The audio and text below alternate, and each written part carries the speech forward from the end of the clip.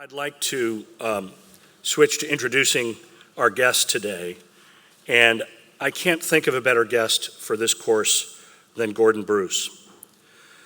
Mr. Bruce began his career working at Elliot Noyes Architecture and Industrial Design with clients such as IBM, Cummins, Westinghouse, and Mobil. In 1985, he started his own business, Gordon Bruce Design, LLC.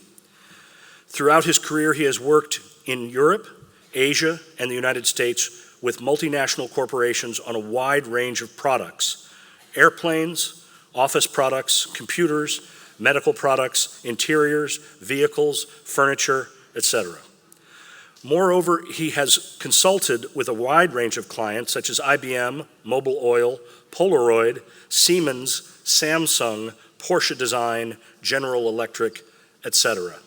I hope you're getting a sense of the scope of our guest's work. From 1991 to 1994, he was hired by Art Center College of Design as a vice president to set up a campus in Kyoto, Japan. From 1995 to 1999, he was hired by Samsung to serve as their product design chairman for the Innovative Design Lab of Samsung, or IDS, which was a program championed by Samsung's chairman, Lee Kun-hee. While living in Seoul, he developed a very unique curriculum to re-educate Samsung's best designers. I would interject here that this notion of translating design ideas and design methodology from one culture to another, I think should be a fascinating subtopic or primary topic of today's talk. He has served as a design jury member for many design competitions: Yale School of Architecture, Alias Wavefront, Reebok, ID Magazine, Stuttgart Design Center, Design Turkey, etc. And for the last 7 years, he has been a jury member of the highly regarded Red Dot Design Award in Essen, Germany, and in Singapore. He has written for many international design publications. His monograph, Elliot Noyes, A Pioneer of Design and Architecture in the Age of American Modernism, was published by Phaidon Press, London, in 2007. As I say, I can't think of a better guest for our course than Gordon Bruce, so please join me in welcoming him to our class.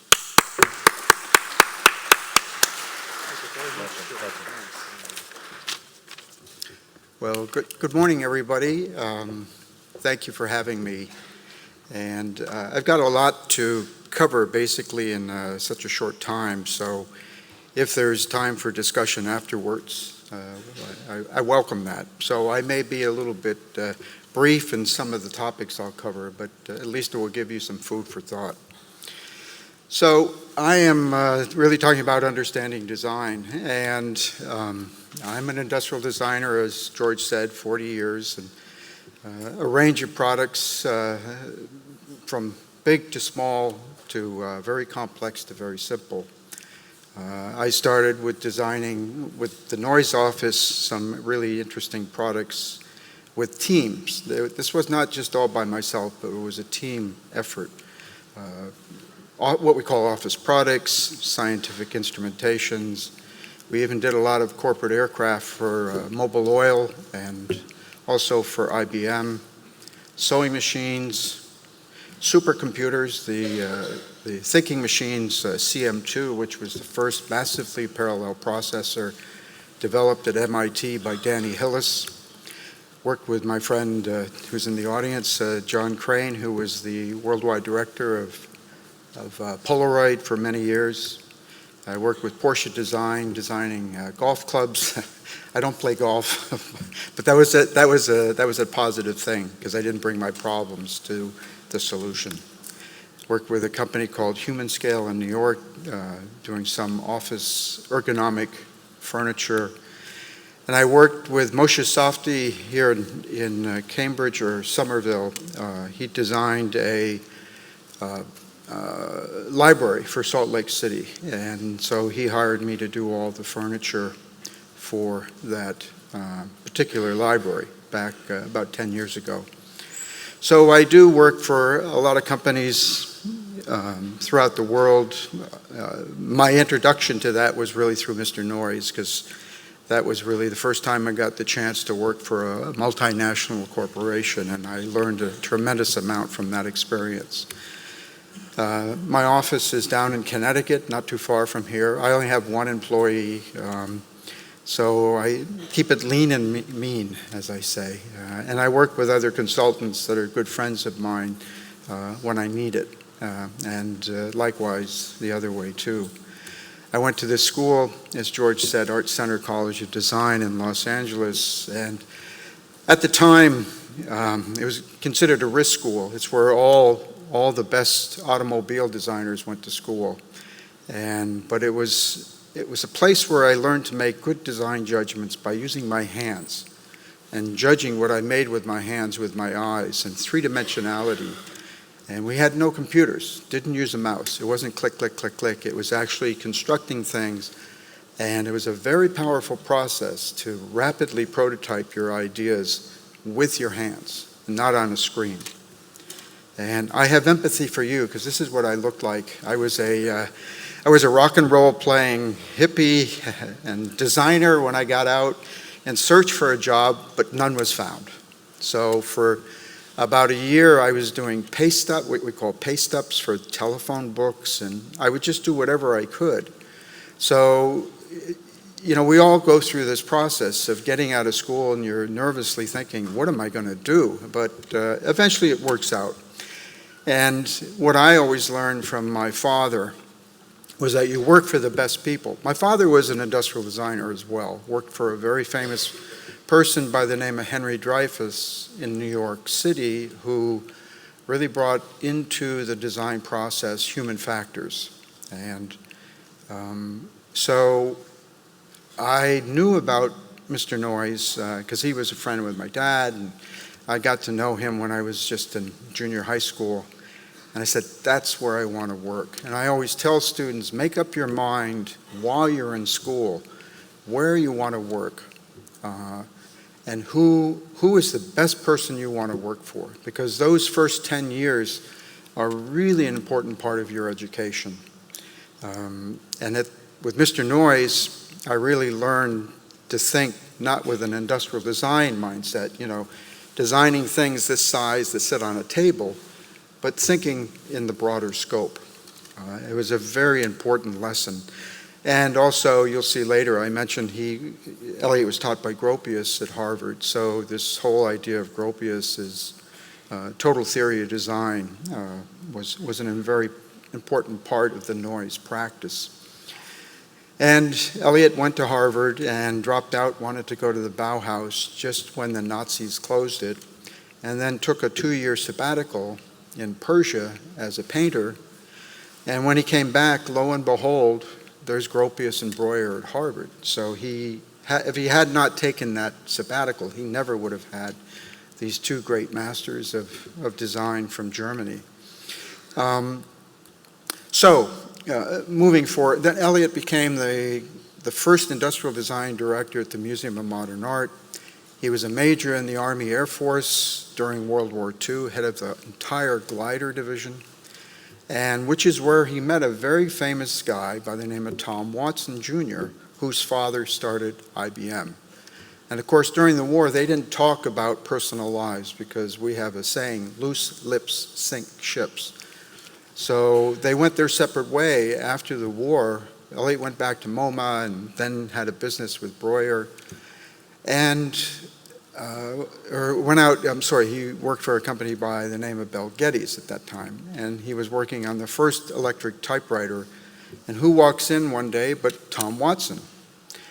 So through a lot of issues that happened, events, Elliot, over a period of 10 years, you got to understand this, he took 10 years to convince Tom Watson that IBM needed a total program. And IBM is 114 years old now, so in 1956 was the beginning of this this design approach, where business and strategy and design all hooked together. So, and it was this sense of building a bridge between business and design. You know, and I often say it's not really what you see that's important, it's what you don't see. And an awful lot of what Elliot Noyes did behind the scenes to convince management about the value of design really changed the whole sort of way that companies approach design in the USA. So IBM became the forerunner of design programs. You wouldn't have Apple, you wouldn't have Samsung, you wouldn't have any of these companies had it not been for Elliot Noyes to raise the credibility of design within a corporate mindset. It's a subculture, and you have to learn to think about the subculture of the corporation that you're dealing with if you want to sell your ideas. And part of this, what you don't see, was that Tom Watson kept saying, would you come work for IBM? And he said, no, I won't work for IBM, I will work with you. And in that sense, as a consultant, he could say whatever he wanted, he could make faces at everybody, but about how terrible some of the ideas are. But if he were inside, that couldn't happen. He could be very direct, very honest. So he realized that you had to have a title, you had to have an ability to report directly to the chairman, and you had to be fully funded, and it was really respected by an executive level position.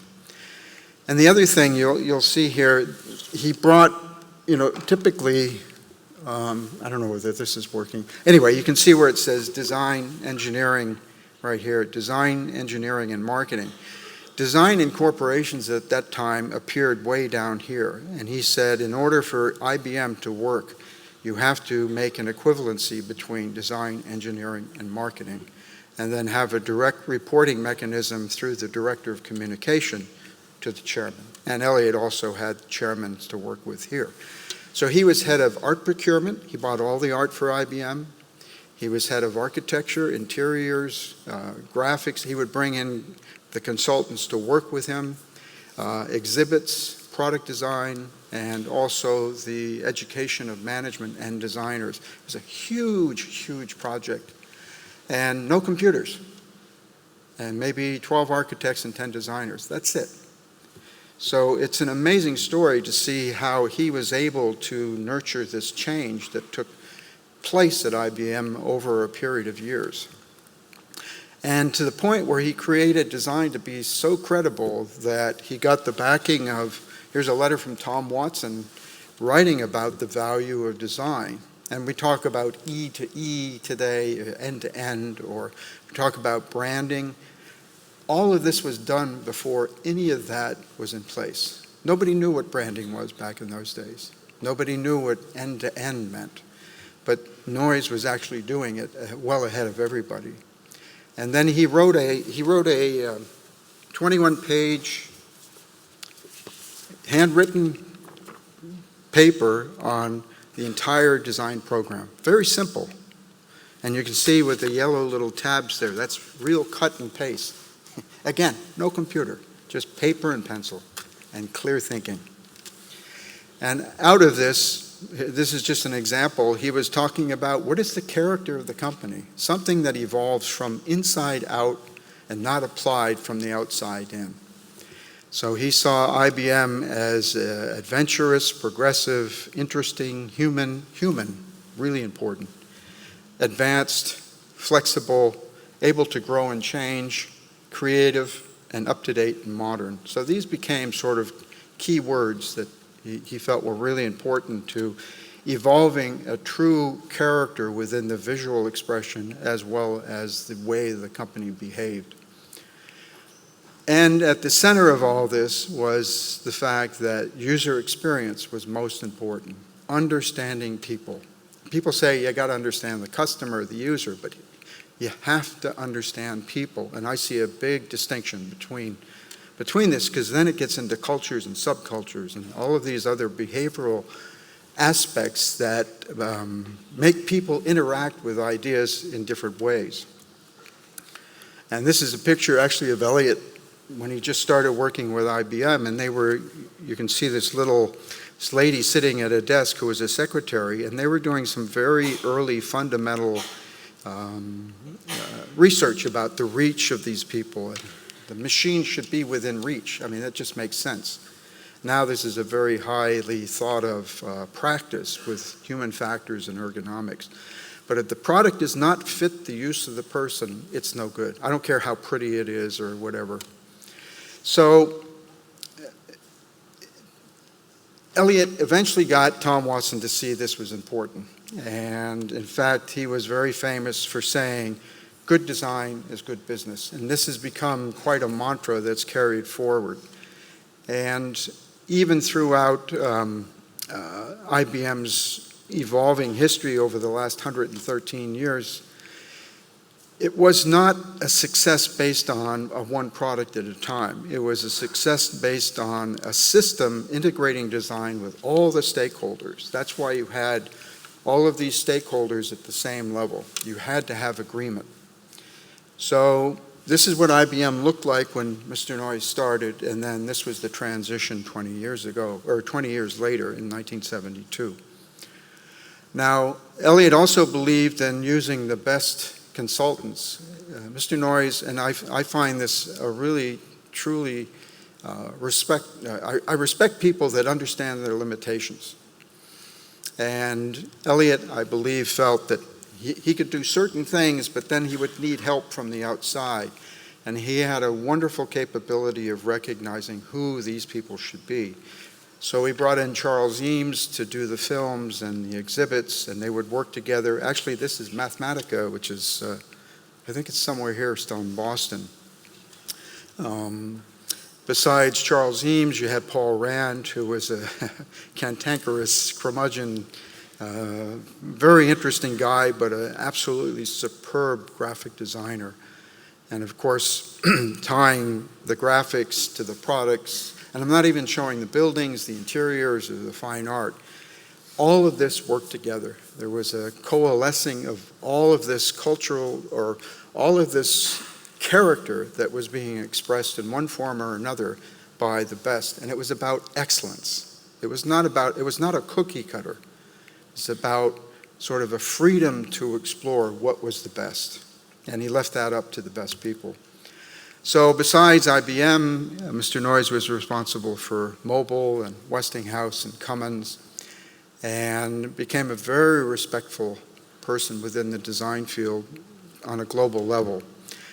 And I like this about what I learned from Mr. Noyes about the fact, here you can read it, but basically a good architect or designer needs to be a philosopher, a historian, educator, lecturer, and a business person.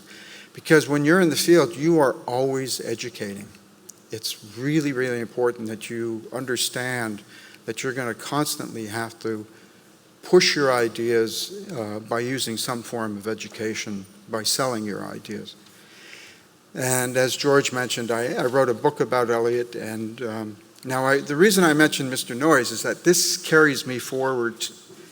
All of this that I learned from him, I was able to go forward and get involved in some other credible programs. And as George mentioned, I was a vice president at Art Center College out in California. And for 3 years, we worked trying to convince the Kyoto general public and local industries to create a campus there. And of course, in 1994, the bubble burst, and so the program came to an end. And about a month later, I came back to Connecticut, and a month later, I get a call from the president, David Brown. He said, have you ever heard of a company called Samsung? I said, yeah, but they make really terrible stuff, really awful. You know, it's cost down, it's just copies. He said, well, we have 20 people showing up at the school next week, and since you're my vice president, you have to come out of here, especially with Asian affairs.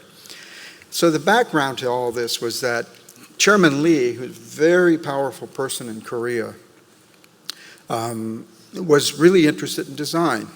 And that's a long story, I don't want to get into that. But in Bloomberg, it writes about this, and Chairman Lee made an unannounced visit to California and saw that none of the Samsung stuff was selling. So he was not very happy.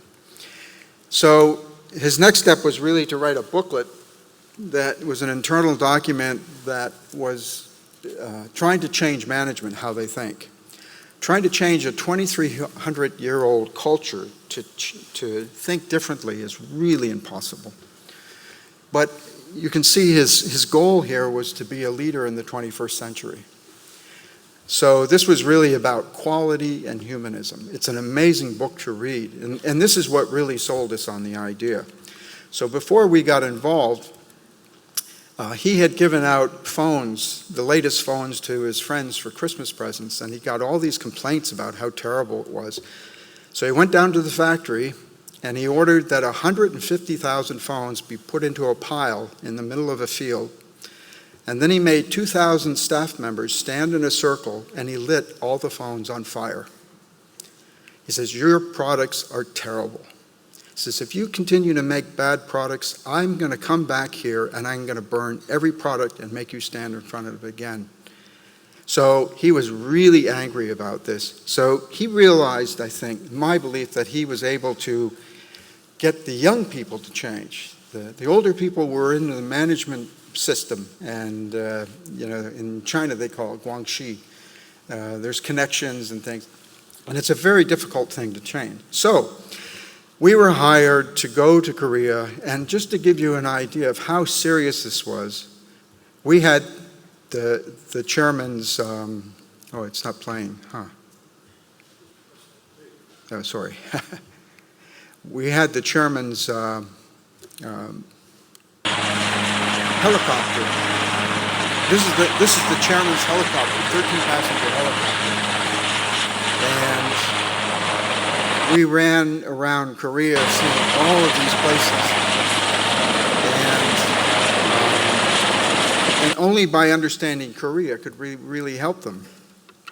And there was another person who was the niece of Chairman Lee, named Mickey Lee, who actually went to Harvard. Oops, sorry about that.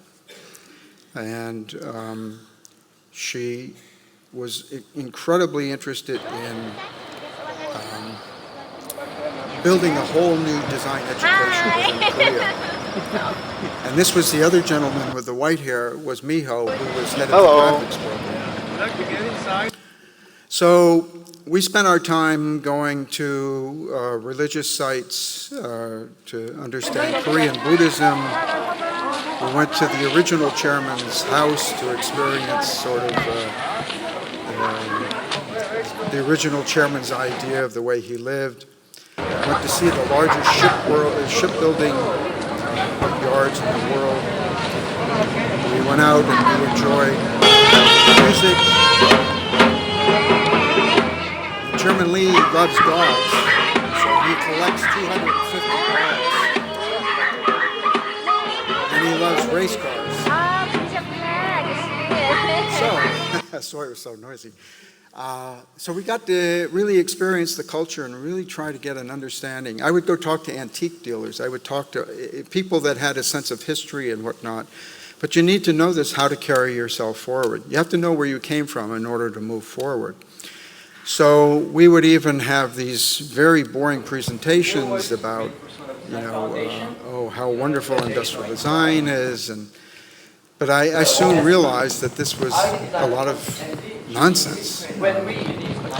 And even looking at some of their charts of all the steps that you go through to develop a product, I couldn't believe. And there were some problems with design management as well. The managers believed, in Asia, form is a very important attribute of a product. And so making something look beautiful, it doesn't matter how well it works or whatnot, was really the priority at Samsung at that time. So form was more important than the quality of the idea. And the ideas are actually what drive the quality of the form, but they were applying a form over ideas. Shortcuts were always used to lower the cost. They also copied people and reduced costs, and also raced to get things done. They managed people. They didn't manage ideas. You have to understand this. Don't manage people. Manage the idea. But this is a very old culture, again, to change. So there's a whole list of these things. I'm going to go through this more quickly because I see I'm getting close. We also had silos, so these different product groups wouldn't talk to one another. And achieving good design is relatively easy in my mind, but creating an environment that allows good design to happen is nearly impossible. And design and business were like oil and vinegar. When you pour them together and mixed it up, it was a big mess. And when you left it, it would actually settle and separate itself anyways. So our idea was how to create an environment that they could understand that they were interdependent upon one another. So we had to get rid of certain old processes. And one was follow-up. A designer would get a project, they'd have to rush it through, and it was done very poorly, and then they would begin working on another project, and then, oh, you've got to fix the problem. So now we're working on 2 projects. Then they get this product out the door and start working on this, and then this was a problem, so it comes back. Now he's working on 3 products. So their process was totally, totally wrong. The other thing is the managers didn't trust Korean designers at the time. They would hire the most expensive consulting designers in the world, IDEO and Porsche Design and Ital. So I went into a room and I said, there's no Samsung here. I see IDEO, I see Porsche, I see, whoever. So there was no Samsung identity. So this system that they had was actually destroying the company. Also, managers wanted their own expression. They were trying to outdo one another. So this was another problem. And branding, as we know today, they put a Samsung logo on the back of a bus, and you're sitting behind the bus starts up. What comes out of the tailpipe? Black smoke? What do you see? Samsung. You go to pay the tolls, especially on Chuseok, which is their Thanksgiving, it was last week or 2 weeks ago. And the car lines are really long, so you're sitting there for hours waiting to pay a toll, getting aggravated. What do you look at? Samsung. So they hired a really good company in New York City to come up with a whole new program. This is in 1994. And the problem was that the products were still terrible. So the branding created interest, but when people went to buy the products, they were totally distraught because they were just still really bad quality. So Chairman Lee invited us over to open and run this innovation lab to really change the way the designers think. And in fact, he said that the year of design for 1996. So he gave us an $11 million building. I was educating 15 people a year. And we had a complete staff, very great people. But the secret was that we also were kept out of the Korean education system.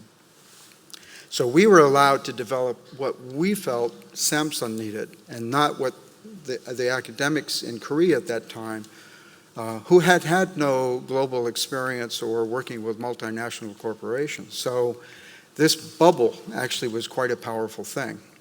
So we created a new curriculum, and we educated every year the best 15 people in product design, the best 15 in automotive design, and the best 15 in multimedia, and they had to be the best people.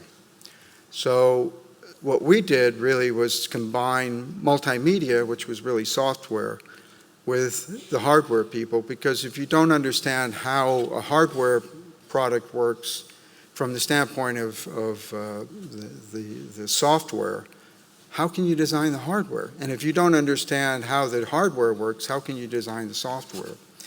I also emphasized the fact that we had to start and concentrate on the human experience. We addressed thorough design research. I made them take mechanical engineering 1 day a week, not to become mechanical engineers, but to have a discussion with engineers. And they had to learn about ergonomics, interaction, and all of these other products that they had never really, or classes that they had never really had before. Also a bit of creativity and fun. We would have them take apart a traditional boombox and make it into an operating boombox in a totally different form. So because we were a lab, some guy made it look like a lab. This thing actually functioned, and some guy did a self-portrait of himself using the boombox components. But it still functioned, you know. So this is just to get them feeling a little bit crazy.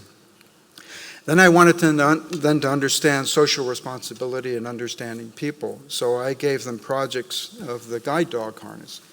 Because people that use guide dog harnesses don't actually see the physical form. So form doesn't matter. How it functions is what's matter.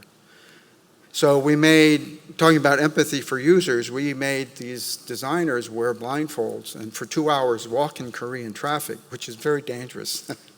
And we videotaped them, and then we went back and we studied the movies to see how people actually would use their other abilities to get around the fact that they were blind. And then they made the projects with some very rigorous processes and actually came up with some unique solutions. Also, again, I wanted them to continue being immersed in social responsibility. So we designed wheelchairs, and they would invite people wheelchair bound and then talk to the doctors and then understand all of these issues about designing for wheelchairs. And then they had to come up with concepts of their own, and each one had very distinctively different ideas of, you know, how you actually pump. You get greater force this way than this way. So they had a chair that actually would go up and down hills using the pump this way. One chair would expand as you got bigger. You know, you could get it as a child and it would actually grow with you. The other one was concerned with issues of health and posture. And also how to collect information to study this. I said, there's no going to the library. If you have to develop your own tools to find information, you have to do that. So I said, you have to do your own human factors study, use engineering and these two things together, and then you would be able to develop engineering prototypes. And then, for instance, this last one, which is a working model, was to create a chair that would actually lower itself to the ground, because in Korea, people eat food while sitting on the ground.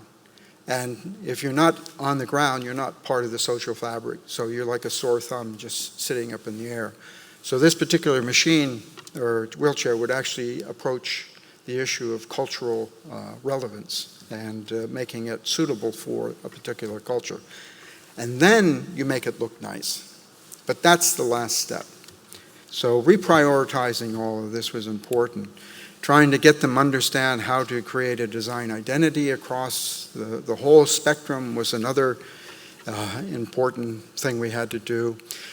And the other thing, you know, I think it was Einstein who said, I don't know who discovered water, or Marshall McLuhan, I think Einstein also said it, but I don't know who discovered water, but it wasn't the fish. And in China, they have a saying that if you're standing on Yellow Mountain, you don't see the mountain. You have to get off the mountain to see the mountain. So the Koreans really had a sense, they thought they had a sense of who they were, but not really. And so we developed every year a global design tour, and we took them to 18 cities around the world, for, three-week trips throughout the year. And because it's really important, there's a very famous anthropologist, Jared Diamond, said, people are all the same, but our environment makes us different.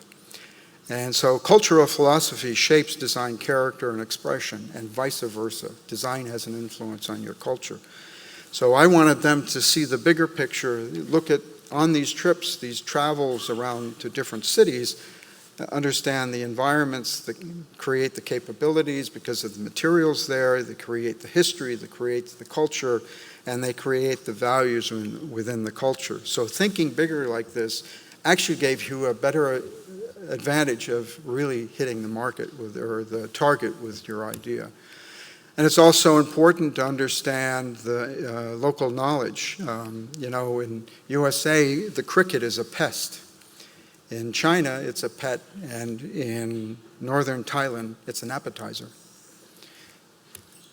So we would go to these different places around the world and actually give our lectures. 1894, the gramophone. Right, And right then where the all of this stuff, engineers realized, 1895 the X-ray, photographers the were doing, camera, very they realized powerful that way they of gave teaching them clear magnetic instructions. time They could document the grid. of design through the history of time in different parts of the world.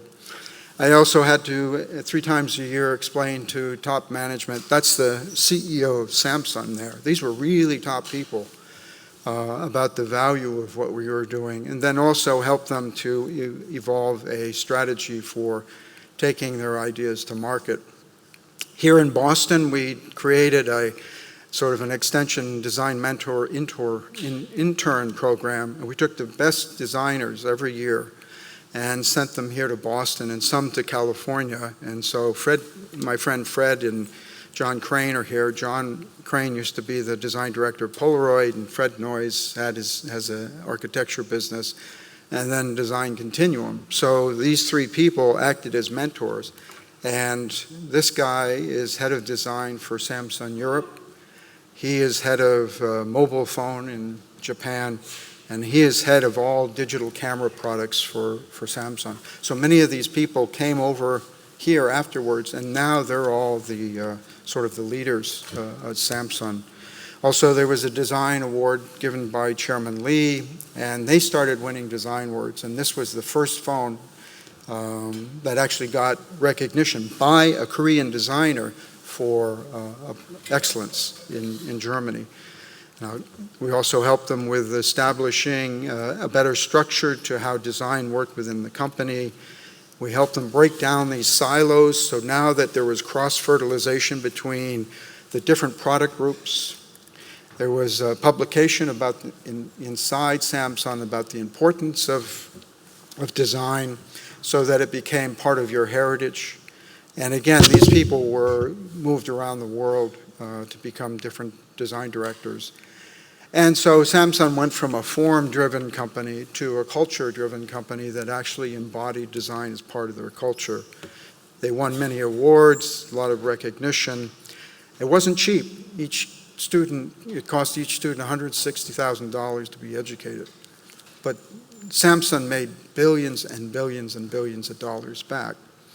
And their profit went up, and their capability of creativity all went up. So this was Chairman Lee's sort of recent writings, but the last one is really important. It says, an enterprise's most valuable assets lie in its design and creativity. Now, after Samsung, I went to work with Lenovo. I spoke in China, and of course everybody in China says, oh, if the Koreans can do it, we can do it. So I worked with a company called Legend starting in 2002, trying to do the same thing, but on a much reduced budget. And last year, the team I helped sort of re-educate over the years actually won the Design Team of the Year award at the Red Dot Awards. Now, I want to just, before ending, I know I'm just going a shade over time. We talked in this outline that you gave me, it would be interesting to talk about process. I worked for a Swiss company, so I'm sort of shifting gears here, so stick with me. And this is very short. So they asked me to redesign this product on the left to a newer idea, and I came up with this solution on the right side. So as a product designer, what we typically go through is we try to look at the end-to-end life cycle of the product, but also the human-centered experience. So we look at manufacturing, planning, shipping, all the way down to upgrade, recycle, and disposal. But we actually start with some very simple ideas. We still make small models, and I came up with this idea of sliding cupboard doors, you know. And what was really interesting is that the results was there's 20% less energy consumption, 65 fewer machine parts, 1/3 the assemble time, smaller footprint, easier maintenance. So design can really help you attain a huge advantage. And I'll show you two more advantages. We got a patent, not only mechanical and design, but also design. So they are protected by the design itself. Also, there's food hygiene, the curved surfaces. This is a big story. And the old machine, over a period of 11 years, sold 10 products. And our products in the last 3 years have sold 70. design is good business. Good design is good business. Now, this is my very last thing I want to ask you, pose this question to you. I ran a class at Samsung. It was really a writing class. We didn't teach design. I taught writing, creativity, mechanical engineering, software, but not how to sketch or anything like this. So I asked the designers to go out and buy something for 5,000 won, about $5. Bring back an item that you think is beautiful design. And I'm a professor, and as a professor in Korea, you're God. And I said, this isn't going to work. I have to be your friend because you're my professor. I'm learning about Korea. It's okay. And I said, I'm going to do the assignments too. And they start scratching their head. The professor's doing the assignments. And so they went out and got these things and they started showing them, and they were terrible. They were just, kitschy, and it was a little ashtray with a golfer on it, and a soap dish with gold leaf and stuff. So anyway, they said, well, what do you have? And I said, Mother Nature. It's the best designer in the world, and best designer in the universe. And they said, why? I said, well, my sample are bananas. They say, bananas? Why? It's got great packaging, unique branding strategy. You can get different shapes, different sizes, sugar bananas, plantains. Easy to market. Convenient, portable, Stick it in my pocket. Easy to use. I know how to use it. It's intuitive.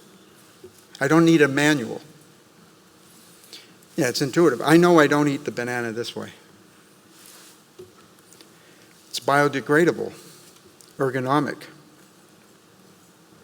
healthy, potassium, meaningful color strategy. The color actually tells you what it's going to taste like.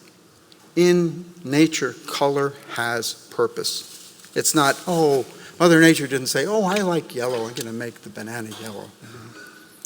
It's sanitary, because the outside skin protects the product.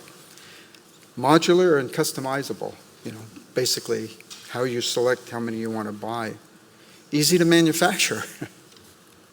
Well-established brand reputation. Everybody knows a banana. Globally accepted. It's the largest market in the world. Affordable. Enjoyable. And 100% customer satisfaction. Thank you very much. Well, Gordon, thank you so much. That was a fantastic. I'm sorry it was so right. There's a lot to talk about. There is a lot to talk about, and the varied ratio of presentation to conversation, it does vary. So not to worry at all. I think you bring to us two things, and maybe that's why it took a bit longer, which is a real depth of experience in design across product design of all kinds of things. So it's imperative for you to think about design as an approach, because there's not only one kind of outcome that you're trying to get. But then the second thing that you bring to us is this idea of trying to translate design culture from one culture to another. And that actually is even more interesting and even more challenging. I wonder, when you, in the early 90s or mid 90s, when this whole Samsung business built on the school, you're being asked initially to do a branch of the school. Mm-hmm. And then that segued into the Samsung thing. How did you approach it when you first went to Korea to begin design education over there? I mean, what did you think was going to happen? Well, it was very interesting, and nothing against educational institutions around the world, but I think when you go to a culture, Art Center's attitude was, let's just take what we teach at Art Center and take it to Korea. Right. It's not going to work at all. Right. And so what happened was I wrote a criticism. Actually, I didn't show it, but I wrote a criticism about what Samsung's problems were. And so the school, to fit into they were getting an endowment, and they had to show some leadership. But so there were some professors who sort of wrote a plan based on what Art Center was teaching. Mm-hmm. And the more trips we made over there with my buddy, the Japanese American, Miho, he said, Miho, this doesn't work. We got to really think this through again. And because these people had 4 to 10 years experience. And so teaching them to do marker sketches, because at that time, that's what was being taught. Right. You're talking about teaching the designers at Samsung how to do these things. And the more I talk to the Koreans, the more I realize that, they're sort of an aggregate. Over 2,300 years, they were invaded, and they were by more than 100 times. So the Hermit Kingdom and all this issue. So I think design as a philosophy is as much a philosophy about who you are, or who the culture is, as anything else. And so design is really philosophical in a sense. But the problem I found with the Koreans, before we actually took them out of the country, they were, I don't want to say misinformed about who they were, but they really weren't in touch with. I say, you're Korean, who are you? And they go, I don't know. The greatest compliment we got was that we taught them who they were. And so it was these subtle things of the fact that identity, who are you, And they kept saying, well, how do we beat Sony? And I said, if you ask that question one more time, I'm going to break your arm. You're asking the wrong question. Right. This is where you're getting to the core. How can I be the best? And how can you be the best if you don't know who you are? Right. So that's why we really didn't teach design. We were teaching them who they are. And when you take people out of their culture to see forms of excellence around the world, whether it was in the Western world especially, because that was quite shocking for them. And none of them had really traveled before. So they were all like this. And so taking them to these cultures made them realize that they are somewhat secluded. And we kept saying, it's okay to be Korean, but you have to be a global citizen. And you have to understand how to interact with your idea, how your ideas interact with different cultures. And we always said, whenever we went anywhere, what's real? And they always scratched their heads and, what do you mean what's real? And I said, here we are in India, this is 1996, and I said, how many people in Korea use cell phones? Oh, a lot, maybe half the population. I said, you know that 500 million people in India have never touched the phone. What's reality? Right. So the context is completely different. Exactly. Right.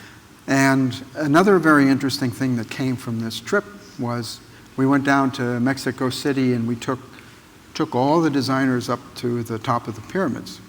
And we talked about the Aztecs, and they feared evil coming from the north. The Chinese built a great wall from the invaders from the north. Well, this is interesting. And then the food was spicy, and the colors, because Korea uses a lot of bright colors. He said, tomorrow we'll go to one of the best anthropology museums in the world. I'll show you. So we come to this little exhibit, and if you are Korean, you have Mongol blood. And if you have Mongol blood, when you're a baby, you get a little blue spot right above your rear end. It's called Mongol panjam. And it's like a bruise. It's like somebody punches you. And then it dissipates after a while? Some does. The Chinese say that's where God kicked the Koreans out of heaven. I mean, it's just a joke. Right. So anyway, Native Americans have it. The Aztecs had it. And I mean, our culture, our Native Americans are from Asia. Nobody thinks about this. Right. So they go, so we are a global citizen, you see? And that changes their whole perspective of thinking. Well, and certainly they had global objectives in the sense that at Samsung they were attempting to be a global brand. Let me ask you, I loved your example of the culturally specific wheelchair design, because this actually maybe is a specific example that will resonate with our audience. I had never seen one that was designed to take somebody from sitting on the ground to being in the chair. It's an interesting thing, and of course only comes up because it's the solution to a problem that one might not otherwise think is the problem to be solved. If you think the problem to be solved is simply how to make a seated person mobile, then having wheels on a chair is the way to go. It reminds me of, are you aware of, or have you encountered, there's a move afoot, it may have already been successful by now, to change the traditional handicap logo, just to modify it slightly so that it shows a person in motion. Oh. And the idea is that the problem to be solved there is not just alerting someone that this parking space is for a handicapped person, but to redefine what differently abled means, and that this is about our participation in the rest of the world, not our segregation from it. Yeah. And I thought, it's a small thing, but it's a design and recognition and empathy kind of thing that really probably resonates with the kind of conversation you might have had around the wheelchairs. Sure. It's actually quite interesting because the one thing we always told them, that design is not a noun, it's a verb. And your product, because when I was trying, wow, doesn't this look beautiful? Oh, this is my best piece I've ever done. It just sits there. But if you don't learn to see how it's used and the way it's used and how it's sometimes used in a very stupid way, and a lot of these issues can be solved by really good analysis, good research in the beginning. Right. Well, actually, that's a great topic because, when we see examples like IBM or Samsung, where the leadership at the highest level of the organization has recognized, not in a okay, stop coming to my office kind of a way, but rather, wow, I am persuaded that design is going to add consistent value and aggregate all the different things that we do into a single legible identity that then can be branded.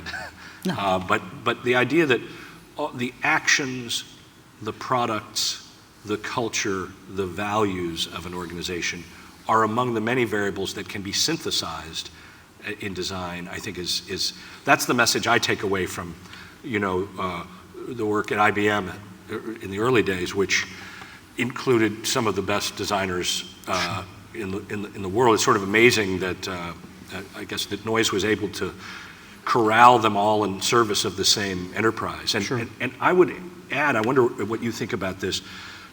Design education culture in this country has a couple of variables to deal with. One is the diversity of our institution. You talk about going to Korea. Well, we have to look at how we educate people in this country continually differently because the background of our students is more varied than ever. So there's a bit about that, but there's also, I would say, a fork in the road in some parts of design culture that occurred. A friend of mine and I date it maybe to around 1980, but it used to be, certainly in the time of Paul Rand, certainly in the time of Eero Saarinen, certainly in the time of Charles and Ray Eames, that creative problem solving for corporate and business clients had just as much status or stature, or was considered as high in art as anything else. Then somehow, and I can't put my finger on the cause or the date, but there has subsequently been a bifurcation into a kind of avant-garde world that is never sullied by the world of commerce, and and a different design world that owes more to the one that you're referring to, that still exists in the corporate world. Because in the corporate world, you have to have well-designed products. You have to have integrated ideas about what you're trying to do. But does that resonate at all with you? That there once was a time, it seems to me, in which a top young designer would be delighted to work in a corporate setting. But then, and certainly in architecture, I'll put it that way, in architecture there's certainly been a bifurcation where there is avant-garde practice, which is worthy of critical discussion. And then there are the people who are designing for the for-profit world, speculative real estate, office buildings and the like. One of the missions of our school is to weave those worlds back together and get the innovation that you see so clearly in the stories that you were telling and the products that you're showing. I mean, anybody who thinks that final wheelchair isn't a high design, I don't know what they're thinking. Yeah, exactly. But it's interesting. Having come through the I always call it the golden age when design was evolving, and I think education has a lot to do with it. People like Noyes and George Nelson and Rand and Tom Geismar, all these other people had the ability to connect with the business people in a way, not from a marketing standpoint, but from the standpoint, I think, of winning credibility. I mean, they really respected them. Right. And I think once, I'm always fascinated by the fact that when you looked up a design company in those days, you looked up Elliot Noyes, you looked up George Nelson, you looked up, Charles Eames, and now you look up Zeba, you look up, IDEO. Company names as opposed to and individuals. And there are leaders within there, but I think that groupthink has overtaken a lot of these people who can single-mindedly address where a company should go. I mean, they're really, when you look at the case of Mr. Noyes, he had undergraduate at Harvard in basically communication, English, Latin, and Greek, and then 2 years of Beaux-Arts, and then 2 years of contemporary. So I thought, man, within one mind, here's a guy who can deal with the past and deal with where you should go in the future. And I think George Nelson, and all these people were quite similar. And one of my best friends who died last year, Neil Stifriant, very famous with furniture designer. He wrote a book called The Confessions of a Generalist. And it's a really wonderful book because what it does is it's an autobiography, and he talks about how he changed through his career from being a specialist to a generalist. And especially in industrial design, he realized that he was not an engineer, but he learned enough to do some seat of the pants, and then you need refinement. Right. So merging the engineering, and he was able to merge that with materials. He was always up on materials, because that's always changing. And usability, ergonomics. He was really the first person to, 1974, ran a conference in Aspen about understanding people, the people's experience. And I think that really is key these days. Digital printers, that's a tool. It's, No, of course. It's like my T-square. I'll give a presentation about my T-square or my triangle. But I think coalescing the ability of sort of a generalist mind, and Noyes was very different from Eames, and Eames was but they did have this ability to, Eames did films, and he did exhibits, and there was a real capability there, and scales, and, which is gone, in my mind. I'm talking now product design. Yeah. So now, there are young product designers that have big businesses, and the first thing they do when they graduate from school, they hire a PR person. Yeah. And their stuff is terrible. You listen to them talk about, I did this research, and then they show and go, Yeah, well, this I think there's a changing time.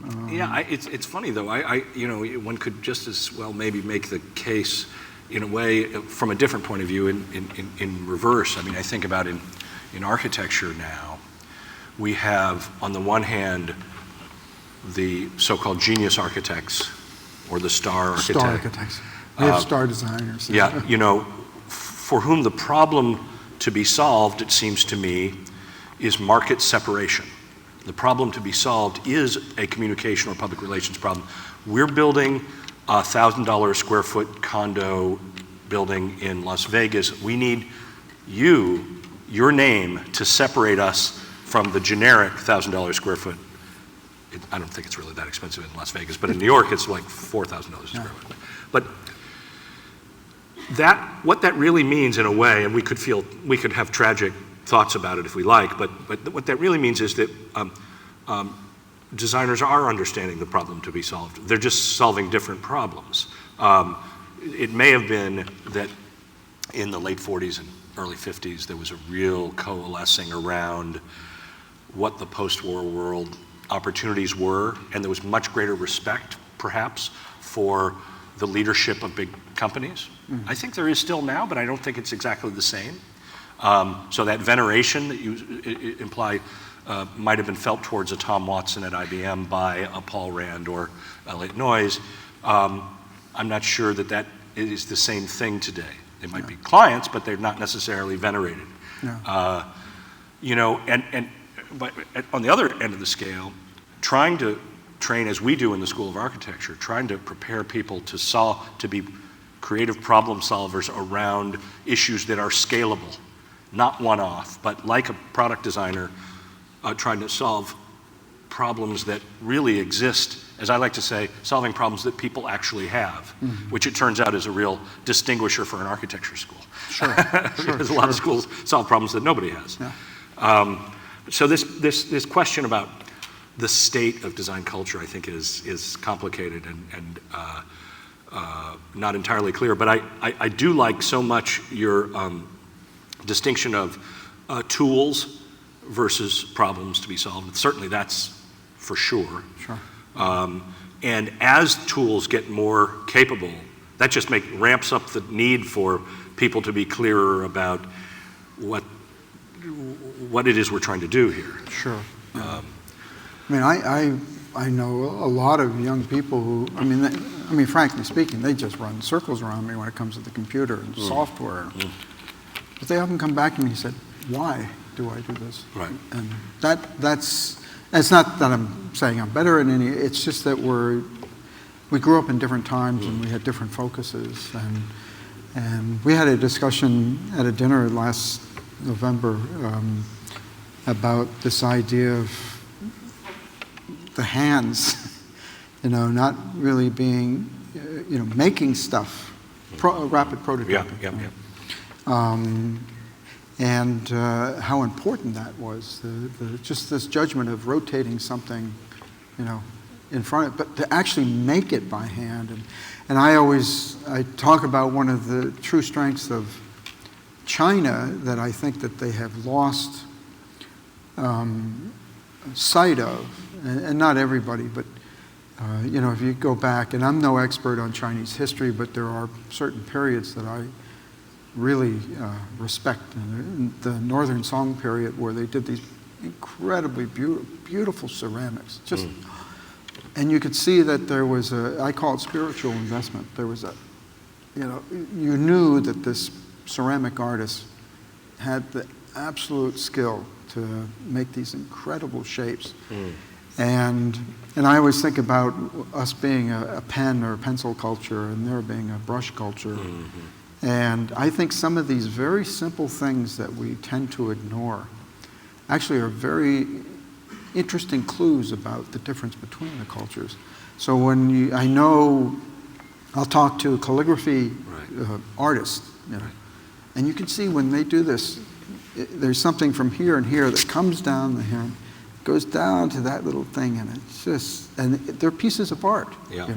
So, and if you sit there with a mouse and where's the spiritual, investment? And then you do a 3D printing, and it looks pretty good. And I just think there's something that's an incredible strength that is in China and the rest of Asia, but because of this need to catch up or prove oneself or, keep going quicker and quicker and quicker, that some of that is being lost. It's my own personal this is a very interesting point, especially about I love the distinction, which I hadn't put into words that way, about the difference between a brush culture and a pencil culture, because actually, when you say it, it makes complete sense.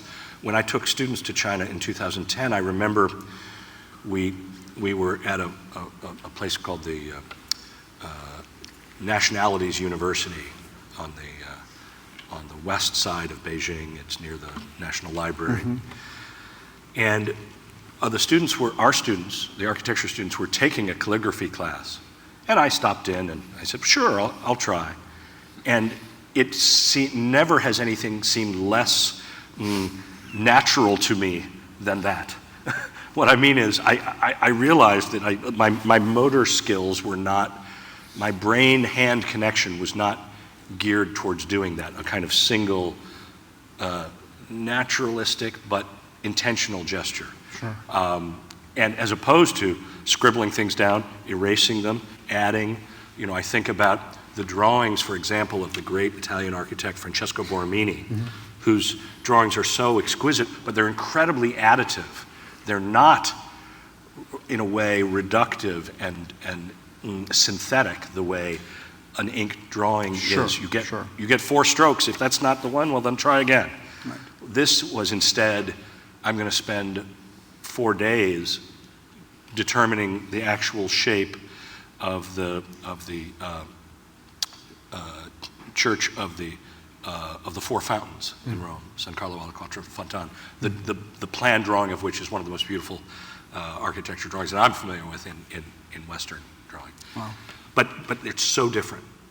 Additive versus synthesizing something in the moment. Yeah. That's super interesting. It leads me to something that's not going to sound related, but work with me here. You are the second person in this course to bring the boombox into the conversation. Oh, really? And Okay. I'm delighted to see it again, because the rhetoric of this is where we used it in the opening lecture to contrast sort of where I was talking about Japanese design, but at the time it could just as easily have been Korean, as opposed to the incredibly, I would argue at the time, more user-oriented work being done at Apple. Or even, they're not even at the same time, but later in the timeline. And the hilarious quality of the boombox as it emerged from the portable radio to the bigger radio, to the radio so big that it needed a handle, to the radio so big that it was almost the size of a car. Sure. And that they kept, this is where your point about user interface is so interesting. All of those companies, Samsung, Sony, all of them, kept adding features as though there were somebody in a corporate hierarchy, not unlike the map that you showed of some of the flow charts within the organization at Samsung. This is how you make a better product. It already has 97 features. I think for the next version, we're going to try to get to 110. So we'll have the dual tape decks, we'll have the dual graphic equalizers, we'll have the extra antennas and whatever else you could possibly think of that no one would ever use, but it just got bigger, as opposed to the reductive. If we use the counterpoint, and this example was when the iPad came out, or the iPod, it was just like, wow, there's no switches on this. Yeah, exactly. And it's just very powerful. It's powerful to take, it shows the same thing, a music player, being understood completely differently. Sure. This is not, you and I think that's maybe obvious, but I think one of the great takeaways from this course, I hope for our students, is that understanding what problem you're solving really is everything. Yeah. I wonder also if we might, because of your extensive background in sort of, even if you kind of backed into it, in design education, because it seems like you were working as a practicing designer, and then sort of not at the very beginning of your career, you got into education and then became much more self-conscious about it. What do you think are you just described some flaws maybe in contemporary young designers that you're encountering. What do you think are some flaws in design education that we could address today? Well, and I guess it depends whether it's undergrad or graduate, master's. And we were really dealing more on the master's level. Right. And so I thought, I think the fundamentals just, again, working with your hands, working off the computer. Computer can come later, but really learn to have an immersion into rapid thinking and building things with your hands, and then eventually move into the computer. I know in Asia they don't tend to do that. Most places they just you're thrown on a computer right away, and then you're kind of restrained by the type of program you have. And I love computers. Don't get me wrong. I do really too. I know what you're saying, though. But I think there has been one component that has been slipped over, and that tends to be this making stuff by hand.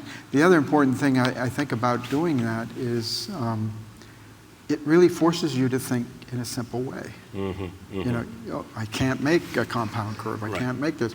So how can I solve it? And then later, if you want to do that, do it. So I think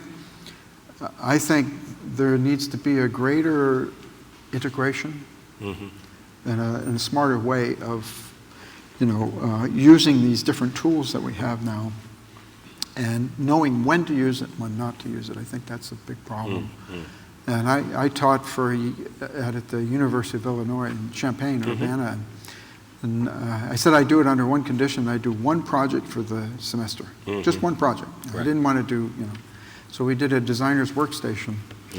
So the next week, 2 guys come in with these beautiful renderings with pencils and, a clock. And I said, this is not a solution, You haven't even thought about people. You haven't thought it. So then they realized the mistake of jumping in. And later, the computer thing was perfect. But they had gone through all the foam core and the playing with stuff and really searching what the problem was really about. So on that level, I think it's important about going back to some fundamentals and then knowing when to merge, maybe you have to do it later again or whatever, but just giving that flexibility and not saying that you have to always do it this way. Because everybody finds their own way anyways. And then on a master's level, when the IDS program, bless you, the way I formulated what I was going to do, I said, why would I hire somebody? So I just made a list, because we had to grade our people, And so I just started making a list. Well, they have to bring ideas to fruition. They have to do blah, blah, blah. And so it was a series of components of professionalism that really would lead somebody to become very credible. And that's how I framed. So there was no sketching, there was no any of that stuff. There was a shop, and they could use the shop if they wanted to, and there were computers. But the idea of learning some of these fundamentals of how to make something work, mechanical engineering, it's really important. And even some coding these days. I mean, it's become very complex. So, and again, the point with the mechanical engineering was they would make a beautiful shape and, isn't this nice? And I said, how does it work? And I don't know.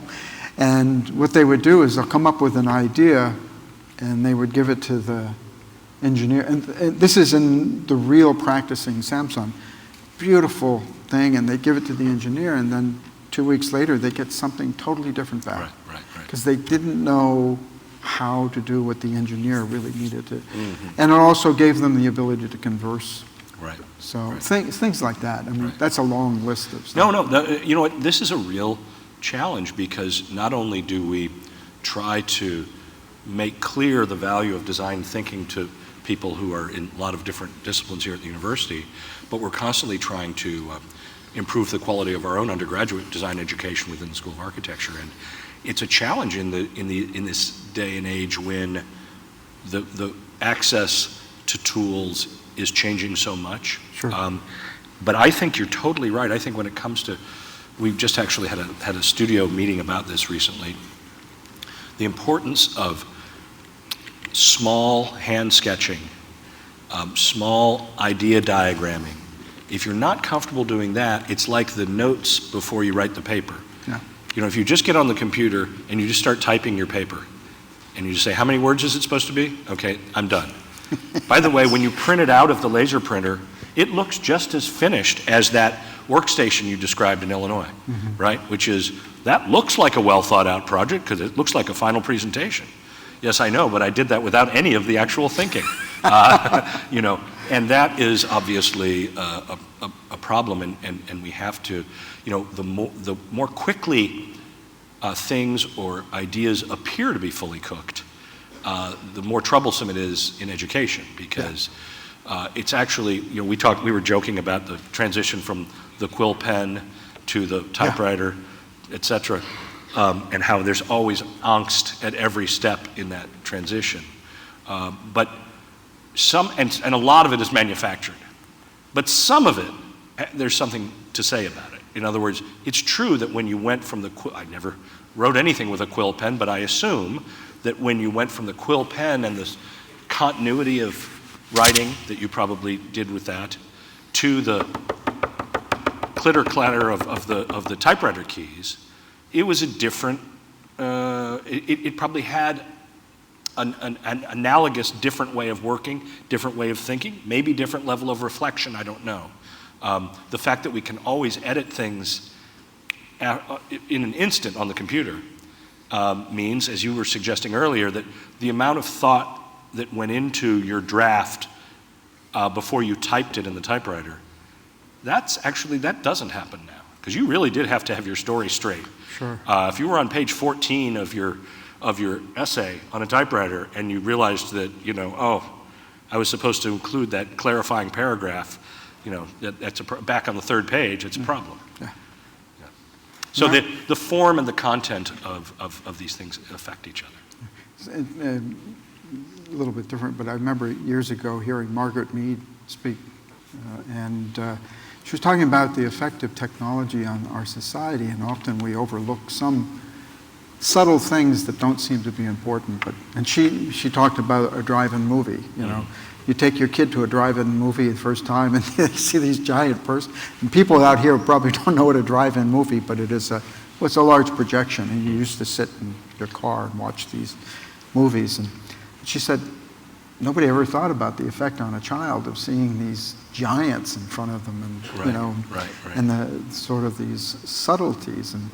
And I have a Japanese friend who maybe 15 years ago had his daughter on his shoulder, and they were walking, and a guy happened to fall, and his daughter giggled and said, "Rewind." Right. Make that unhappy. Yeah, she thought you could just do the whole thing over again. Right. And most recently, last year, one of my really good Chinese friends had his daughter, and the first word she learned was mother. Mm-hmm. Second word she learned was pause. iPad. Okay. So there are some of these subtle things that we don't really think about. Mm-hmm. That one I think is one that a lot of people think about. Yeah, Whether they act on those thoughts is another matter.